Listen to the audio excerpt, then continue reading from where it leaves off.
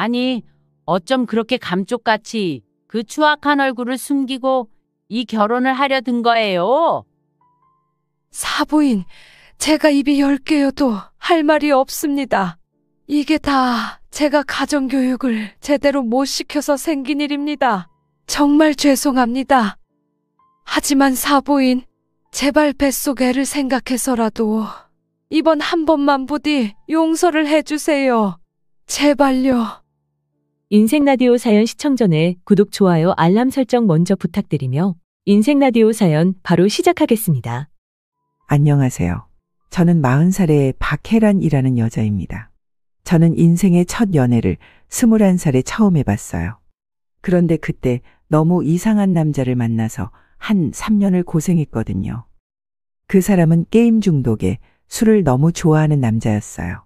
게다가 잘해줘도 고마운 줄을 절대 모르는 이기적인 사람이었죠. 제가 헤어지자고 하면 울며불며 매달리고 그 이후 한 달 정도는 또 잘해주는 시기였다니까요. 저도 너무 어리고 뭘 모르고 있던 터라 그렇게 하는 연애가 맞는 줄로만 알았어요. 하지만 나중에야 그건 옳은 방식의 연애가 아니라는 것을 알게 되었고 정말 힘들게 이별을 할 수 있었답니다. 제가 그 인간이랑 헤어질 수 있었던 건 지금의 남편 덕분이었어요.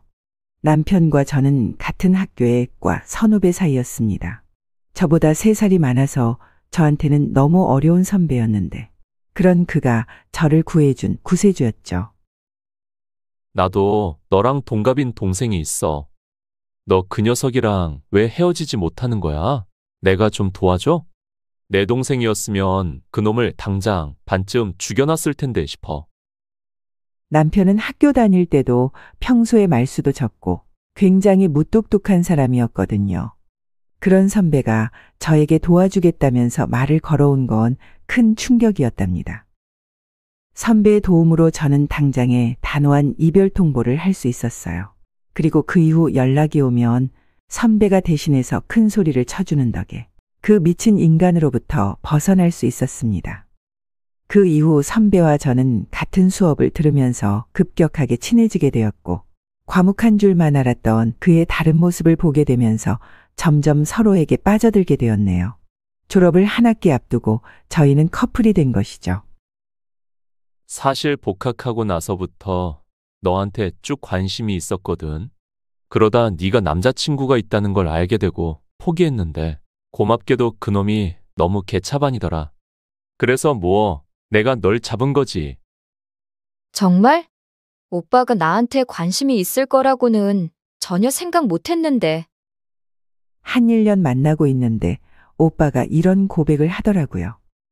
그렇게 졸업 이후 남자친구는 저의 취업 준비도 도와주고 제가 금전적으로 힘든 시간에도 많은 도움을 줬어요. 본인도 아르바이트 하면서 코가 석자이나 중에도 저한테 쓰는 돈은 아끼지 않더라고요. 그렇게 저희는 비슷한 시기에 취업을 하게 되었고 캠퍼스 커플로 시작해서 직장인 커플로 이전과는 다른 연애를 하면서 서로 추억을 쌓아나갔답니다. 그렇게 3년을 꽉 채워서 연애를 하고 저희는 결혼을 하기로 마음먹었어요. 저희 둘 다 이제 어느 정도 회사에서 자리를 잡기도 했고 좀 더 안정적인 우리만의 울타리를 만들고 싶었거든요. 그에게는 저와 동갑인 여동생이 한 명 있었어요. 항상 동생이 너무 철이 없어서 걱정이라고 했었죠. 자기처럼 앞가림도 잘하고 좀 똑부러진 구석이 있어야 하는데 애가 귀하게 태어났거든. 부모님이 너무 오냐오냐 키워서 아직 철딱서니도 없고 부족한 게 많아. 앞으로 어떻게 살려고 그러는지 걱정이야, 걱정. 자기 밥만 따라가도 아무 걱정 없을 것 같은데 말이야. 에이, 동생도 앞으로 알아서 잘하시겠지. 자기는 지금 졸업하고 회사 다니고 하는 동안 아직도 학생이야. 삼수에서 겨우 들어간 학교인데 때때마다 무슨 놈의 휴학을 그렇게 하는지 취업할 생각이 전혀 없는 거지. 저와 동갑인데 아직도 학교를 다니고 있다고 해서 조금 놀랐어요. 하지만 각자의 사정이 다 다르게 있는 거니 그런가 보다 하고 말았죠. 그리고 남자친구는 말을 이어나갔답니다. 다음 주에 우리 집에 인사하러 갈 때 내 동생이 너무 속 없는 소리 한다고 해도 그냥 마음 쓰지 마. 원래 그런 애니까. 에이, 내가 별소리를 다 한다. 걱정하지 마, 오빠. 그런 걸로 마음에 담아두는 성격 아닌 거 오빠도 잘 알잖아. 하지만 우려했던 것보다 다들 저에게 친절하게 대해주셨고 그 자리에서 결혼 허락을 받을 수 있었답니다. 저희 집에서는 오히려 저보다 부모님께서 남자친구와의 결혼을 더 부추기셨고 쇳불도 당김에 빼라고 속전속결로 결혼까지 진행이 되었어요. 그리고 결혼과 동시에 저희 부부에게 축복이 찾아왔답니다. 제게 허니문 베이비가 생긴 거예요. 결혼하면 아이 먼저 갖자고 했었는데 저희 부부의 바람이 이루어졌던 것이었죠. 그리고 저는 임신 소식을 시댁에 전하게 되었어요. 어머님, 저 임신이래요. 뭐 임신? 아이고, 그래. 축하한다. 너 애 낳을 때까지 우리 아들이 고생이 많겠네. 엄마, 내가 고생할 게 뭐가 있겠어? 10달 동안 애기 품고 있으니 이 사람이 고생이지. 제가 저렇게 속이 깊고 진국이라니까. 그래, 아가. 이번 주에 할머니 제사인 거 알고 있지? 늦지 않게 와야 한다. 네, 어머님. 절대 잊지 않고 있었어요. 그날 뵐게요. 축하한다고 하시긴 했지만 어딘지 미적지근한 반응이더라고요. 저는 임신을 하자마자 다니던 일을 그만두게 되었어요. 일적인 부분을 생각하면 절대 그만두고 싶지 않았지만 제가 그렇게 건강 체질이 아니었습니다. 때문에 일을 하다가 아이가 잘못되기라도 하면 너무 속이 상할 것 같아서 남편과 상의를 한 끝에 내린 결정이었네요. 그리고 제삿날이 되었고 시간적으로 여유가 있게 된 저는 조금 일찍 시댁에 가서 음식 준비를 시작했어요. 저 또한 음식에는 소질이 없고 부족한 면이 많은데 옆에서 보고 배우겠다는 생각이었죠. 그런데 어머님은 저에게 이렇게 저렇게 하라고 알려주시더니 이내 갑자기 나갈 채비를 하시는 겁니다. 어머님, 어디 나가시려나 봐요? 내가 약속이 있어서 내가 알려준 대로 준비하면 된다. 알았지? 그럼 하고 있어라. 아, 예. 어머님, 다녀오세요. 저는 제가 음식 준비를 하고 있으면 신우가 올 줄 알았어요. 그래도 제사인데 저 혼자 음식 준비를 다 하진 않을 거라고 생각했죠. 근데 한두 시간이 지나도 신우는 올 생각이 없는 겁니다. 아직 임신 초기라 무리하면 안 된다고 했는데 혼자서 그 많은 음식을 준비하려고 하니 정신이 하나도 없는 거예요.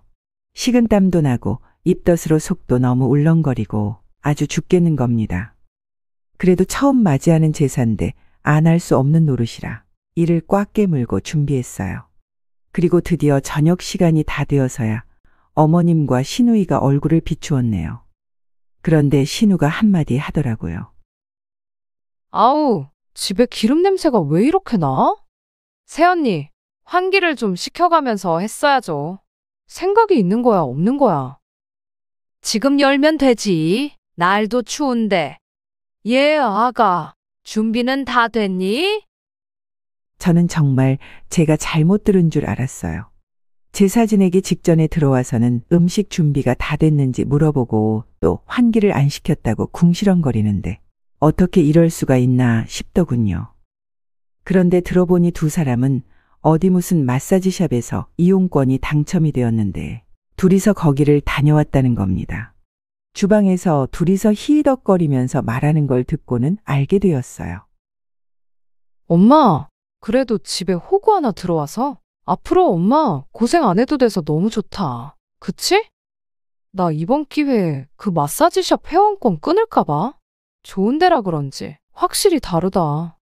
엄마도 너무 좋지? 그걸 말이라고? 내가 그동안 제사 준비 쇠가 빠지게 했던 거 생각하면 울분이 나와서. 앞으로 나도 고생 끝이네. 저한테 모조리 떠넘겨 놓고 임신한 며느리를 두고는 둘이서 호화스럽게 마사지를 받고 왔다는 사실에 기가 막히고 코가 막혔답니다. 어머님과 신우가 그런 생각을 가지고 있는 사람들일 거라고 정말 예상하지 못했어요. 그냥 저를 호구 잡았다고 좋아하는데 그 말에 얼마나 상처를 받고 또 충격을 받았는지 모른답니다. 그날 제사를 잘 지내고 남편과 함께 집으로 돌아오는 길에 저는 그만 잠시 정신을 잃게 되었어요. 계속 몸이 좋지 못하더니 결국 사단이 난 거였죠. 황급하게 달려간 응급실에서는 아이에게는 문제가 없지만 오늘 하루 종일 너무 무리를 해서 이렇게 된 것 같다고 하더라고요. 환자분께서 지금 임신 초기이신데 너무 무리를 해서 그런 것 같아요. 오늘 어디 등산이라도 다녀오셨어요? 아, 오늘 저희 집이 제사라 제사 음식을 준비했는데 그래도 이 정도는 아닐 것 같은데. 저는 서러운 마음에 남편에게 오늘 있던 일들을 사실대로 말했어요. 뭐? 그 많은 걸 당신 혼자 다 했다고? 저는 흐르는 눈물이 주체가 되지 않았고 남편은 화를 씩씩거리면서 내더니 어머님께 전화를 걸어서 따지는 거예요. 엄마, 어떻게 그러실 수가 있어요? 몸이 약해서 일도 그만둔 애한테 그 힘든 일을 전부 시켰다고요? 얘 말하는 것 좀 봐라. 그럼 며느리가 집에 들어왔는데 내가 그걸 전부 다 하랴? 이제 나도 넘겨줄 때가 됐잖아. 그리고 내가 너 임신하고 혼자서 김장도 100포기를 한 사람이야. 네 할머니가 뭐 어디 하나 도와주신 줄 알아? 노인정 가서 맨날 화투나 치고. 나도 다 해본 일이야. 어디서 엄살을 떨어? 남편이 한마디를 하자 오히려 더욱 적반하장인 거예요. 제가 제발 그만하라고 손짓을 하니 남편은 대충 마무리를 하고 끊더라고요. 결혼 전에는 정말 몰랐는데 신우와 어머님의 텃세 아닌 텃세가 너무 심한 거예요. 아이까지 임신한 저에게 어떻게 그럴 수 있나 싶었다니까요. 그리고 얼마 뒤 남편이 출근을 한 시간에 어머님과 신우가 저희 집으로 찾아온 거예요. 그리고 둘은 집에 들어오자마자 득달같이 제게 이러는 겁니다. 너는 우리끼리 있던 일을 곳에 네 남편한테 쪼르르 가서 다 일러 바치니? 그렇게 나를 못된 시어미로 만드니까 속이 시원하냐? 내가 언니 저럴 줄 알았다니까? 엄마, 그러니까 굳이 잘해줄 필요가 없어. 별 수 없이 남이라니까? 내가 그랬잖아.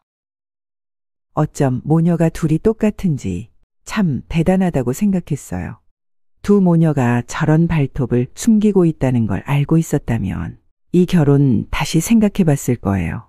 모르고 있던 제가 멍청했던 거죠. 그 이후 임신 기간 동안 몇 번의 고비가 있었지만 그래도 우리 아이는 무탈하고 사랑스럽게 태어나줬어요. 남편을 많이 닮은 아들이었답니다. 아이는 제가 낳았지만 어쩜 저럴 수 있나 싶을 만큼 예쁘고 눈에 넣어도 아프지 않을 것 같았죠. 하지만 임신과 육아는 전혀 다른 부분이더라고요. 아이가 커갈수록 더 예쁘긴 했지만 그것과는 별개로 산후 우울증 때문에 한참 고생을 했답니다. 말이 통하지 않는 아이와 하루 종일 씨름을 한다는 게 보통의 일이 아니더라고요. 제가 산후 우울증 때문에 힘들어한다는 걸 알고 있던 남편은 저에게 한 가지 제안을 했습니다. 현우는 며칠 엄마한테 맡기고 우리 둘이 여행 좀 다녀오는 거 어때? 여행? 너무 좋지. 근데 어머님이 봐주시려고 할지 모르겠네. 걱정하지 마. 우리 사정 말씀드리고 양해 구하면 분명히 엄마도 오케이 해주실 거야. 그리고 집에 미주도 있고 하니까 괜찮을 것 같아. 걔가 철딱서니는 없어도 그래도 고모인데 옆에서 잘 돕겠지. 결혼하자마자 임신하는 바람에 당신 너무 고생만 했잖아. 그래도 남편이 제 마음을 알아줘서 참 고맙더라고요. 그리고 저희는 둘이서 2박 3일의 짧은 여행을 다녀왔어요. 그리고 아이를 데리러 시댁에 선물을 사들고 갔죠. 근데 어머님이 제게 그러시는 겁니다. 아들한테 얘기 들어서 알고 있는데 산후 우울증인가 뭔가 그거라며? 그게 정말이니? 어머님, 그게 제 입으로 말씀드리기는 참 뭐하지만. 예, 맞아요. 요즘 애들은 참 그렇게 약해 빠져서 어디다 쓰는지 모르겠다.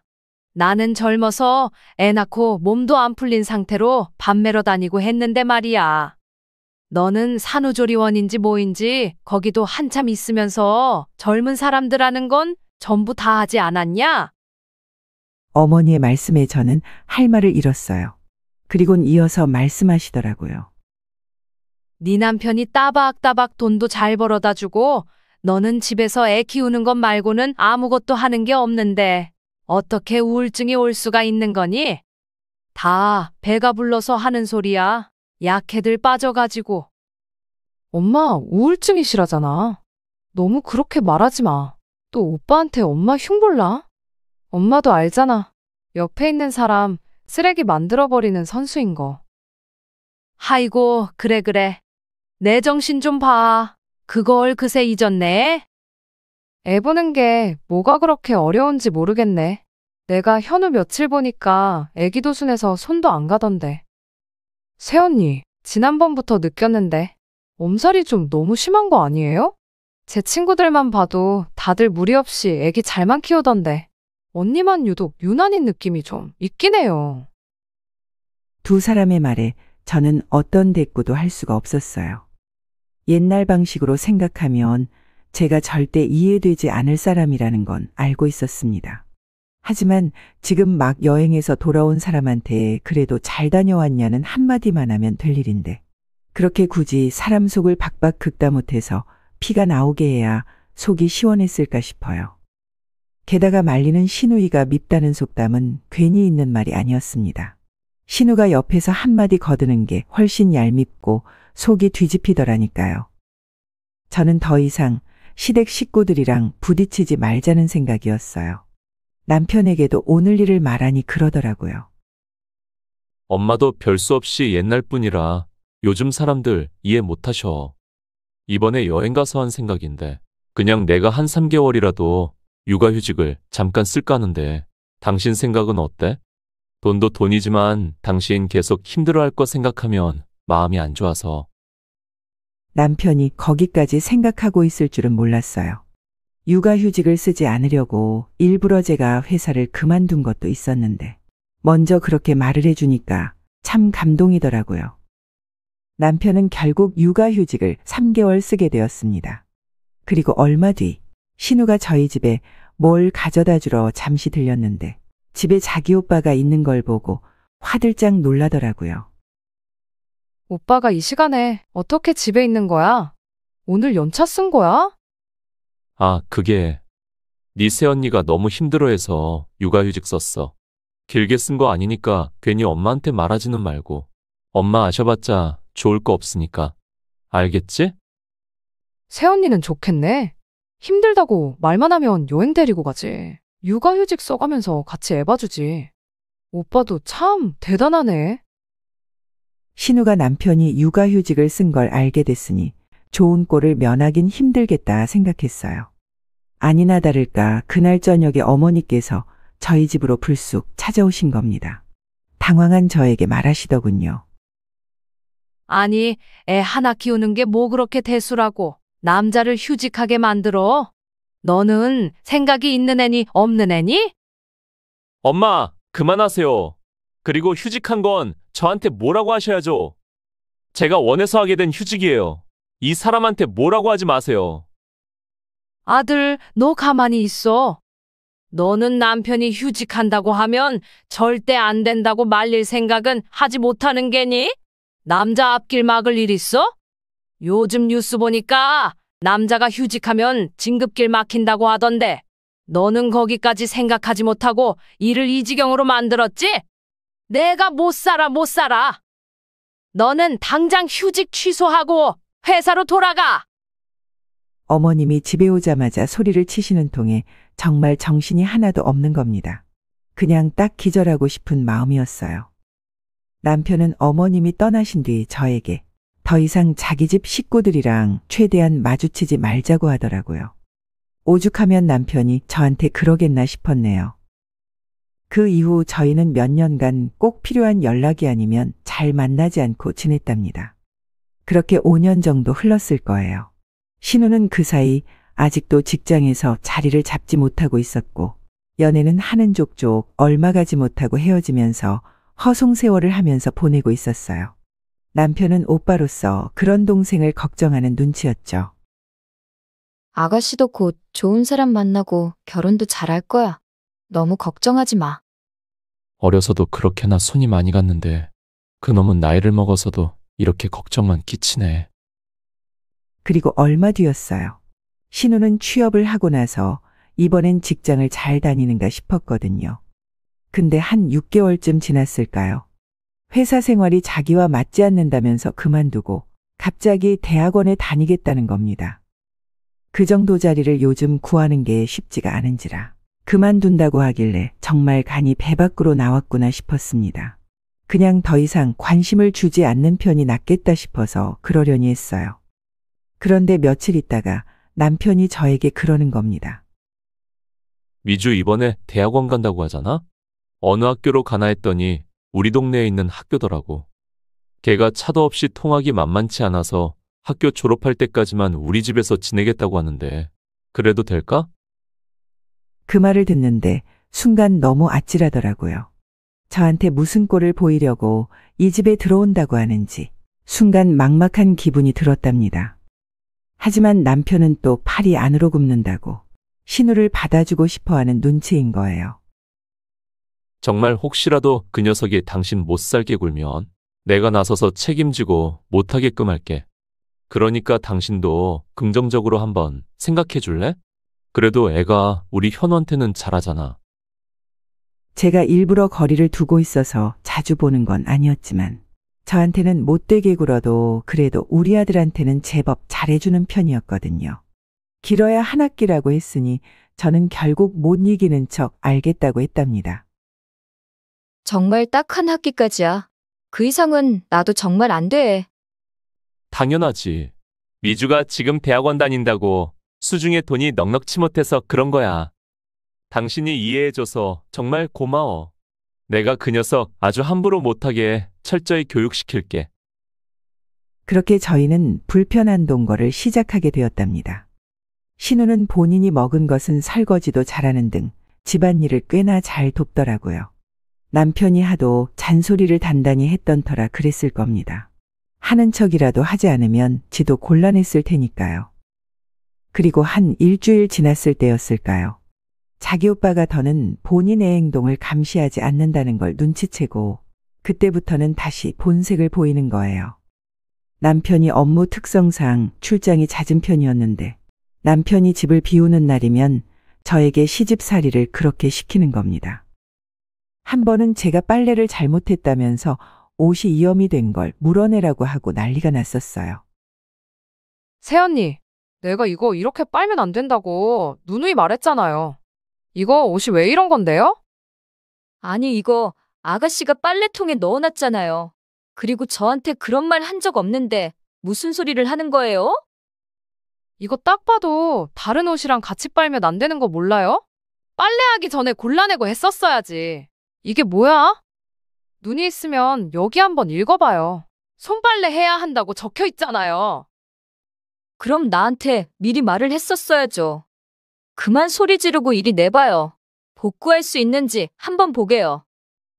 왜 나한테 미리 말을 했어야 했네 만에 이러는 건데요? 내가 새언니 아랫사람이에요?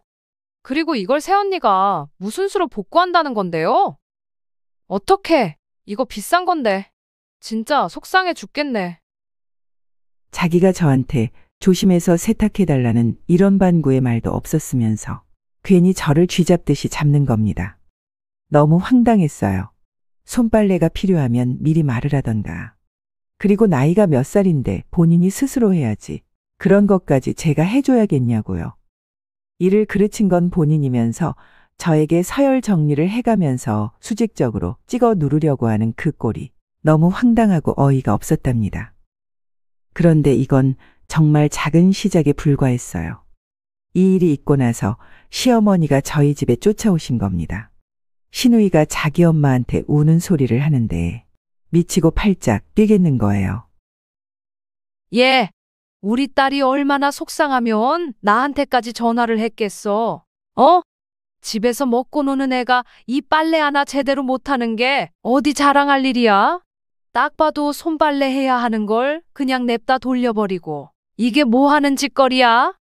이래서 없는 집 애들을 집에 들이는 게 아닌데 네가 이런 비싼 옷을 본 적이 없어서 그렇구나. 맞네, 맞아. 새언니가 이런 비싼 재질의 옷을 어디서 봤겠어? 우리 집에 처음 인사하던 날 입고 있던 옷 생각나지? 나였으면 쪽팔려서 그런 옷 절대 못 입을 텐데. 철판도 두꺼워. 그래. 그때 생각난다, 생각나.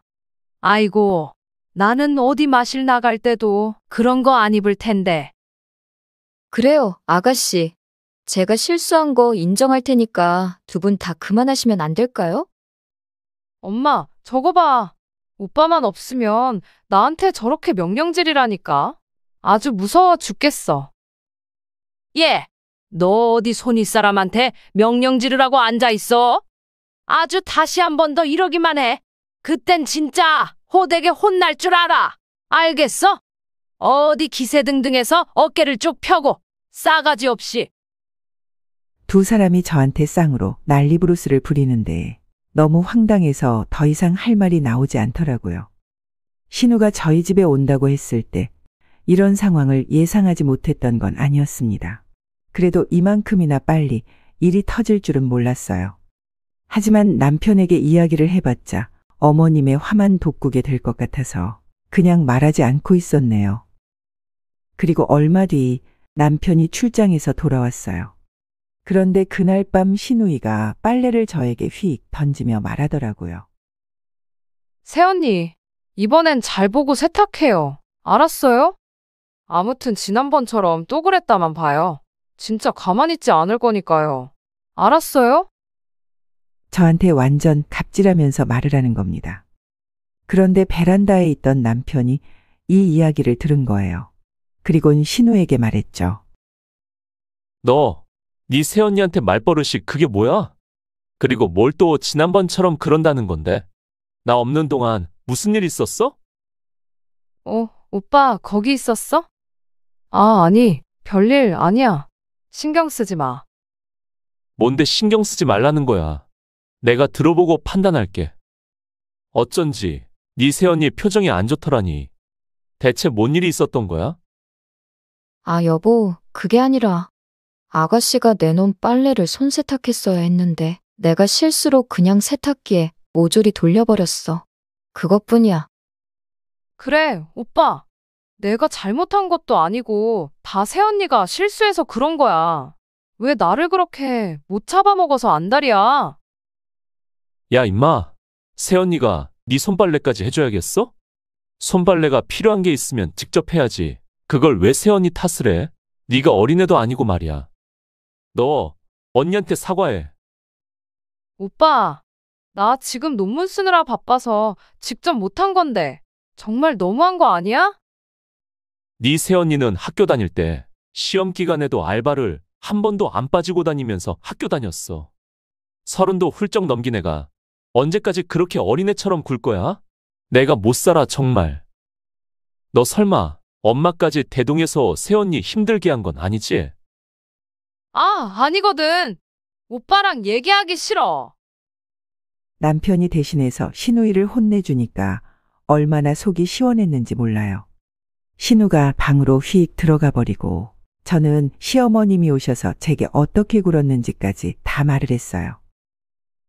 당신, 그런 일이 있었으면 나한테 진작 말을 했었어야지. 혼자서 그렇게 속 끓이고 있었던 거야? 저 녀석 아직 철들려면 멀어도 한참 멀었다.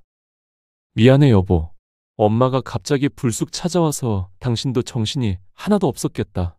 또 얼마나 당신을 들들 볶았겠어. 나 정말 너무 서럽고 속상해서. 그래도 여보가 내 마음 알아줘서 좀 풀려. 또 그런 일 있으면 나한테 곧장 이야기해. 내가 이 집에 있는 동안 저 녀석 버릇을 아주 싹 다 고쳐놓을 거야. 가장 가까운 남편이 너무 든든하게 제 편에 서서 이야기해주니 참 고맙고 좋더라고요. 그 이후로 신우이는 잠잠한가 하면 한 번씩 사람 속을 뒤집어 놓았고 그럴 때마다 남편이 나서서 잔소리를 해줬어요. 어머님께도 직접 전화를 해서 이런 식으로 말해주었죠. 엄마, 이 집에서 있는 일은 제 선에서 해결할 테니 관심 끄시고 여기 연락 없이 찾아오지도 마셔요. 엄마가 미주를 그렇게 오냐오냐 하시니까 저 녀석이 아직도 철이 안 들어서 저러는 거예요. 남편이 이런 식으로 아예 어머님이 이 집의 일에 관여하지 못하게끔 원천 봉쇄를 해주니까 그나마 지낼만 했답니다. 그렇지만 어머님의 호통을 전부 피할 수는 없었어요. 한 번씩 전화를 하셔서 얘기하는 걸 들어보면 우리 집에서 무슨 일이 일어났는지 전부 알고 계시는 겁니다. 신우가 싹 다 일러 바치고 있는 거였죠. 저는 그런 전화를 받을 때마다 속으로 생각했습니다.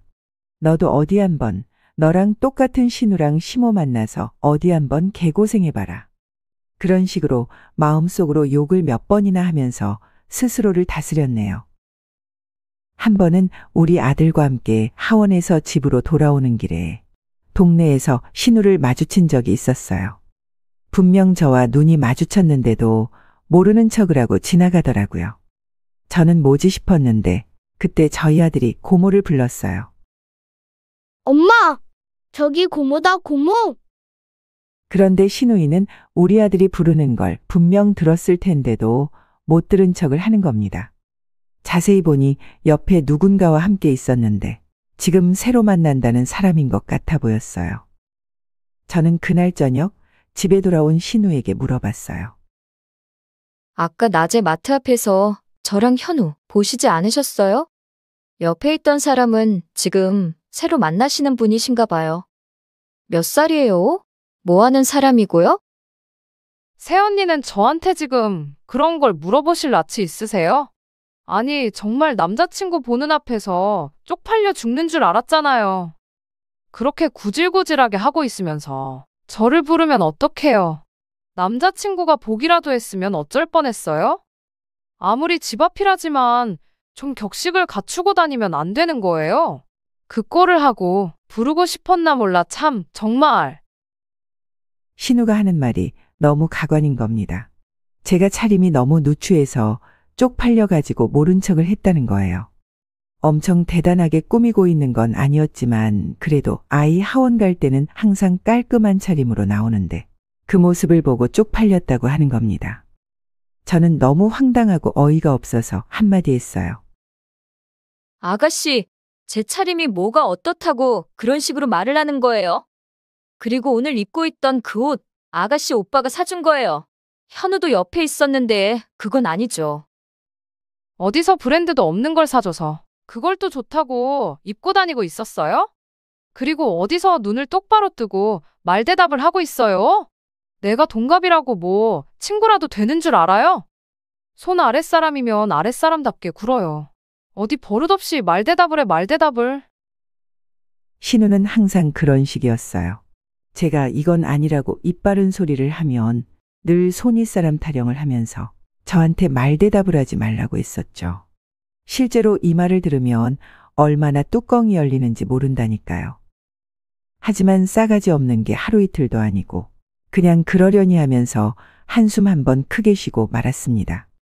신우가 또 얼마나 얌체 같은지 제가 또 필요하면 새언니 하면서 콧소리를 내는데 진짜 이 말을 확 쥐어받고 싶었다니까요.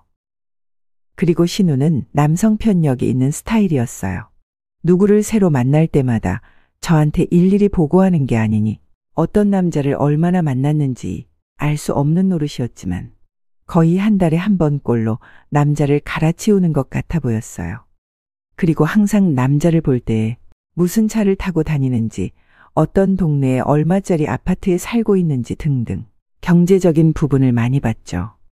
남자친구랑 사이가 좋을 때면 우리 오빠가 이번에 무슨 차로 바꿨네 어쩌네 하는 이야기를 저한테도 종알거렸으니 말 다 했죠 뭐. 그러던 어느 날은 저한테 이러는 겁니다. 새언니, 저도 이제 이 집에서 나가려고요. 저 결혼해요. 어머, 정말이요? 지금 만나고 있는 분이랑 결혼까지 하나 보네요. 축하해요, 아가씨. 신우가 결혼을 한다는 거예요. 저는 속으로 어디 결혼 생활이 그렇게 녹록할 줄 아나. 나갈 거면 지금 당장 나가라 하고 생각했죠. 그런 제 생각을 알 리 없는 신우이는 신이 나서 제게 남자 자랑질을 해대는 겁니다. 남자친구 집안이 엄청 대단하거든요. 아버님 되실 분이 의류 사업을 하시는데 올해 상장이 됐어요. 저도 이제 사모님 소리 들으면서 산다고요. 언니, 속으로 부럽다고 생각하고 있죠? 신우의 말을 들으니 솔직히 조금은 부럽다는 생각이 든 것도 사실입니다. 남자를 그렇게 밥 먹듯 갈아치우더니 결국 부자 남자를 만나서 결혼까지 하는구나 싶었네요. 그럼요. 부럽네요. 아가씨 정말 잘 됐네요.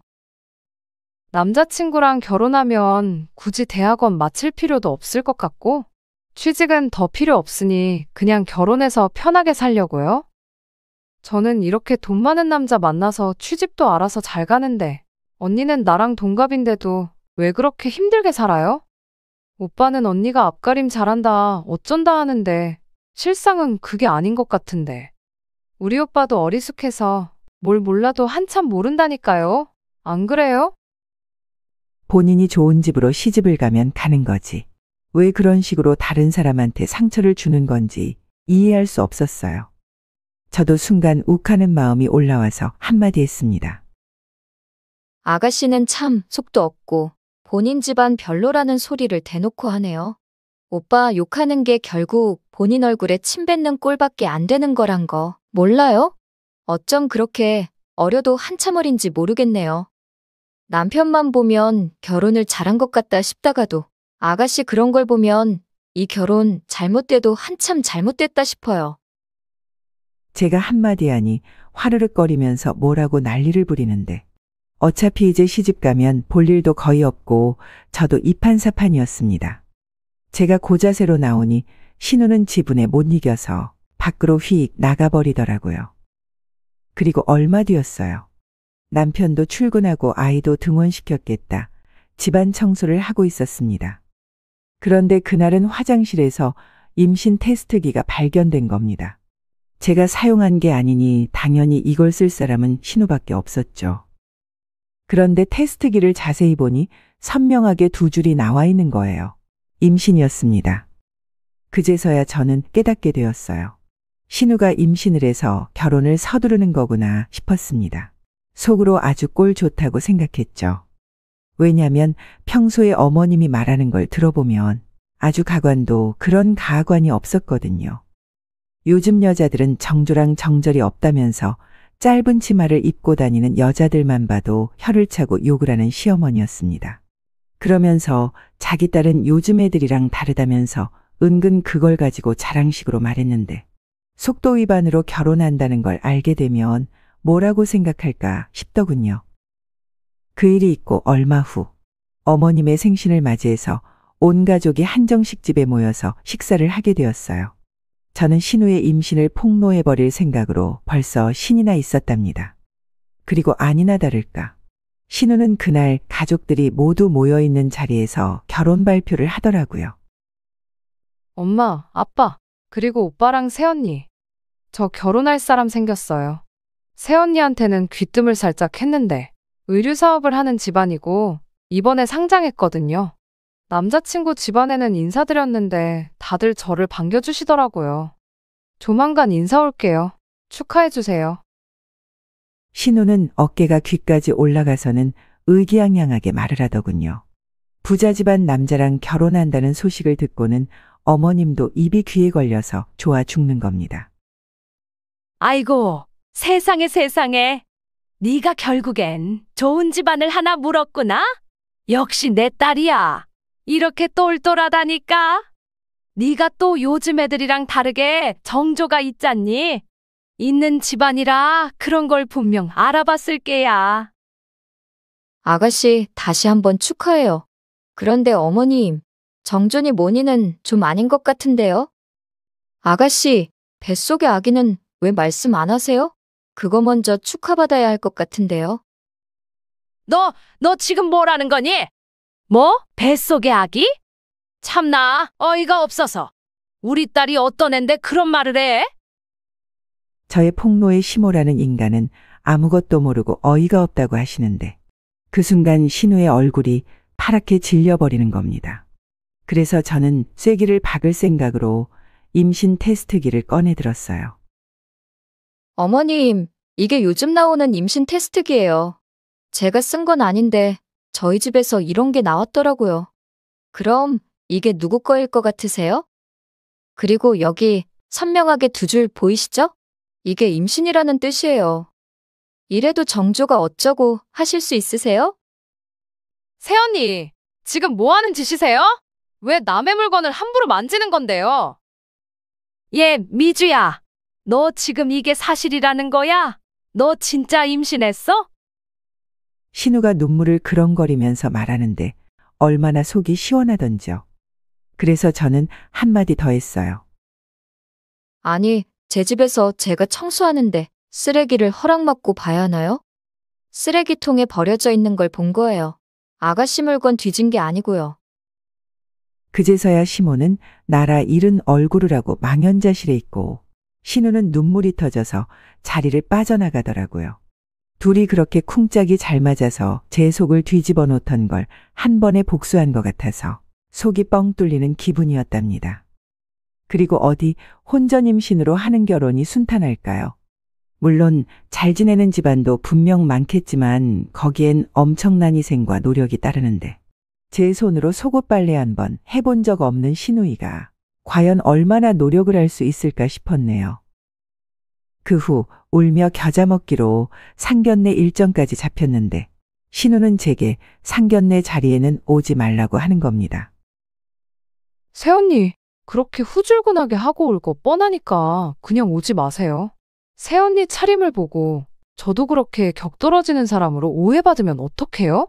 어떻게 잡은 사람인데? 쪽팔리니까 오지 마세요. 알겠어요?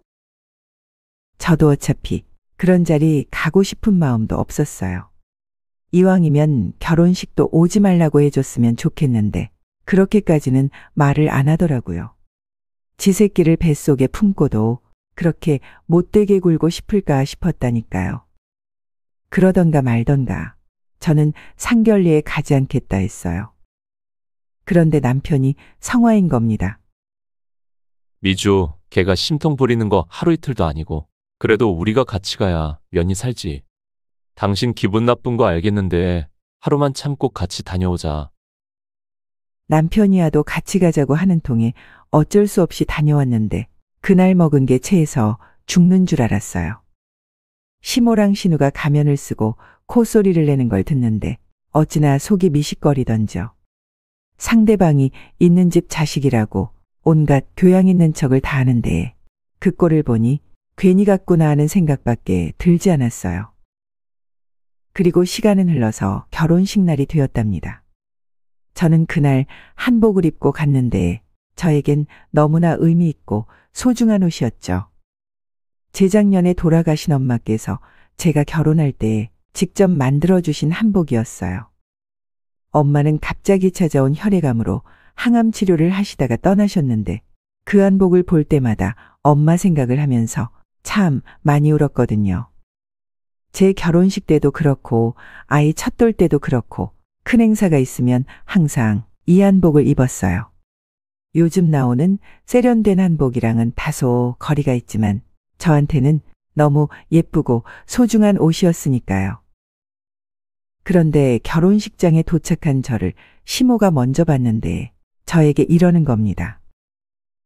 너 내가 신신당부하지 않았어? 그 한복 여기서 다 벗겨버리기 전에 가서 세련된 걸로 입고 와. 여기가 어디라고 그렇게 후줄근한 한복을 입었어? 누구 망신 줄 일 있어? 어머님, 그만 좀 하세요. 이게 뭐가 어떻다고 그러시는 건데요? 제가 옷도 어머님한테 허락받아가면서 입어야 해요? 제가 가만히 당하고 있을 줄 알았는지 맞받아치니까 당황해 하더라고요. 시모는 분에 못 이겨서 씩씩거리고 있었고 저는 그래도 여기까지 왔으니 신우한테 얼굴을 비춰야 하니 신부 대기실로 향했어요. 자기 친구들이랑 사진을 찍고 있다가 저를 발견하고는 제 손목을 붙잡고 사람이 없는 메이크업실로 저를 끌고 들어가는 겁니다. 그러더니 제게 이러는 거예요. 지금 나 개쪽 주려고 장난하는 거죠. 여기가 어디라고 이딴 쓰레기 같은 한복을 입고 오는 건데. 아니, 한복 사 입을 돈이 없으면 오늘 같은 날 좋은 데서 빌려올 수도 있는 거잖아요. 하 진짜 쪽팔려서 못 살아. 우리 시댁에서 그 차림새를 보고 뭐라고 생각하겠냐고요. 그리고 가족석에 앉지 말고 저 뒤에 혼자 있어요. 알겠어요? 저는 화가 날 대로 나서 그런 신우에게 기죽지 않고 대꾸를 해줬어요. 아니, 옷이 뭐 그렇게 중요하다고 이러는 건데요? 좋은 날 굳이 이러고 싶으세요, 아가씨? 그리고 제 한복이 얼마나 의미 있는 옷인지 모르잖아요. 이거 저희 돌아가신 엄마가 저 결혼 때 입으라고 직접 만들어주신 거라고요. 이미 죽은 사람이 만들어준 거 뭐 그렇게 대단하다고 구질구질한 걸 끌어안고 살아요? 나 같으면 당장에 내다 버렸어. 쪽팔린 줄 알아요, 제발. 저는 너무 황당해서 말을 잇지 못하고 있었어요. 그런데 그때였어요. 저희가 대화를 하고 있던 메이크업실 안쪽에 있는 피팅룸에서 아가씨의 시어머니 되실 분이 나오시는 거였어요. 저희의 모든 대화를 들은 신우이의 시어머니는 순간 저를 보면서 눈물이 그렁그렁거리는 겁니다. 그러더니 제 한복을 붙잡고 저를 안쓰럽게 쳐다보시더라고요. 그 이후 신우의 시어머니의 모습에 저는 너무 깜짝 놀라버렸답니다. 갑자기 신우의 머리채를 잡고 소리를 지르시기 시작했어요. 너 그런 애였어? 어떻게 새언니 되는 사람한테 말을 그런 식으로 할 수 있니? 네가 그렇게 말을 하고도 사람이야? 참하고 좋은 아이인 줄 알고 결혼 허락했더니 아주 가관이구나. 저는 너무 놀라서 제가 되려 신우 시어머니를 말리게 되었어요. 바깥에 있다가 소란스러워서 들어온 시모도 이 상황을 전부 보게 되었어요. 난리도 그런 난리가 없었답니다. 아침부터 공들여서 세팅한 신우의 신부 머리는 완전히 망가져 버렸고 급히 수습을 해서 결혼식은 어찌저찌 잘 넘어가게 되었어요. 결혼식이 끝나고 저는 신우이의 시어머님과 잠시 대화할 기회가 있었는데 그때 저한테 그러시는 겁니다. 당신께서도 본인 어머니께서 직접 만들어주신 한복으로 결혼도 하고 돌잔치도 지내고 하면서 큰일이 있을 때마다 그 옷을 입었는데 그 당시 시어머니께서 때때마다 간섭을 하고 그렇게 못살게 굴었다는 거예요. 한마디로 시집살이 한번 호되게 하셨는데 당신의 과거가 생각나서 순간 욱하는 마음에 그랬다는 겁니다. 이미 하객들이 다 온 상태라 어쩔 수 없이 식을 진행하긴 했는데 이것들 돌아오면 혼인신고하기 전에 이 결혼 물을 거예요. 아니, 어쩜 그렇게 감쪽같이 그 추악한 얼굴을 숨기고 결혼까지 하려고 드는 건지. 그 이후 신혼여행에서 돌아온 신우 부부는 신우의 시어머님으로부터 청천벽력 같은 소식을 들었지만 둘은 결국 결혼을 물을 수가 없었어요. 왜냐하면 이미 뱃속에 아이가 자라고 있었고 사실 신우의 시어머니는 이 사실을 모르고 있었거든요. 임신 소식을 숨기고 결혼했던 거랍니다. 결국 울며 겨자 먹기로 신우를 며느리로 받아줄 수밖에 없었고 나중에 우리 시부모가 신우의 시부모한테 가서 고개를 숙여 사과하게 되었어요. 이게 다 제가 가정교육을 제대로 못 시켜서 생긴 일입니다. 정말 죄송합니다, 사부인. 아니 거기서 자기 새언니를 그렇게 못 잡아먹어서 안달인데 내가 기가 차서. 너 그동안 나한테 그런 모습을 어떻게 숨겼니? 그리고 애까지 있으면서 심보를 그렇게 쓰고 싶어? 어머님, 정말 죄송합니다. 제가 입이 10개여도 할 말이 없어요. 정말 죄송해요. 그리고 임신한 건 왜 숨겨? 너 나한테는 그렇게 네가 요즘 애들이랑은 다르다고 뭐 하더니 뭐? 혼전 임신? 가당치도 않다. 이거 완전 사기 결혼이지. 사기 결혼. 사부인, 그것도 제가 정말 죄송합니다. 제가 애를 잘못 가르쳐서. 아니, 나한테는 됐으니 너는 네 새언니한테 미안하다고 사과라도 해라. 듣는 내가 다 서럽고 북받쳐서. 너 그동안 네 새언니 되는 분한테 줄곧 그래왔겠다. 어머님, 정말 아니에요. 오해세요. 하지만 이미 마음이 돌아설 대로 돌아선 신우의 시어머님은 화가 잔뜩 나서 더 이상 이야기를 들으려 하지 않으셨어요. 그렇게 꼬장꼬장하던 시모도 돈 앞에서 장사 없었죠. 돈 있는 사람 앞에서 결국 머리를 조아리고 죄송하다고 하더라고요. 그 후 신우는 저에게 와서 처음으로 진심 어린 사과를 했어요. 새언니, 그날은 정말 미안했어요. 언니한테 그렇게 의미 있는 옷인 줄도 모르고 제가 너무 어리석었어요. 언니, 저 한 번만 용서해 주실 수 있어요? 정말 미안해요. 하지만 저는 그 사과를 받아주지 않았어요. 그 집에 가서 알아서 잘 살라고 대답해 주었죠. 신우의 사과를 받고 싶은 마음도 없었고 이제 와서 미안하다고 한들 저의 마음이 풀리지 않았거든요. 그렇게 속으로 너랑 똑같은 신우 만나서 고생해보라고 생각했었는데 심해부되는 분이 시집가지 않은 누나가 있었던 겁니다. 시댁에서 신접살림을 차렸던 신우는 정말 제 바람대로 본인이랑 똑같은 신우를 만나게 되었던 거죠.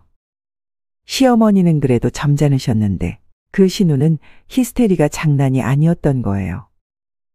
그런데 엎친 데 덮친 격으로 신우도 심해부도 O형인데 태어난 아이가 B형이라 집안이 발칵 뒤집혔다는 겁니다. 알고 보니 태어난 아이는 신우가 전남친이랑 잠시 재회를 했을 때 생긴 아이였던 거죠. 결국 이 사실이 알려지고 신우는 아이를 데리고 영락없이 이혼을 당하게 되었어요. 그 이후로는 한참을 방황하다가 아이가 커가면서 정신을 차렸는지 지금은 작은 회사에 들어가서 혼자 아이를 키우면서 지내고 있답니다. 저를 그렇게 못살게 굴고 욕하더니 자기 애가 아프거나 하면 너무 급하다면서 저한테 종종 전화를 했는데 불쌍한 마음에 몇 번 도와주기는 했어요. 하지만 지금은 그마저 제가 연락을 받지 않고 있고 저와는 거의 인연을 끊다시피 하면서 지내고 있어요. 저는 그 이후 경력 단절을 극복하고 다시 취업을 해서 워킹맘으로 평범하게 지내고 있어요. 제 사연 들으신 분들이 응원 댓글 남겨주시면 더 파이팅하면서 살아갈 것 같아요. 오늘의 인생라디오 사연글에 여러분의 소중한 댓글 참여 기다리면서 구독, 좋아요, 알람 설정해 주시면 매일 새로운 사연으로 만나실 수 있습니다. 늘 건강하시고 행복하세요. 감사합니다.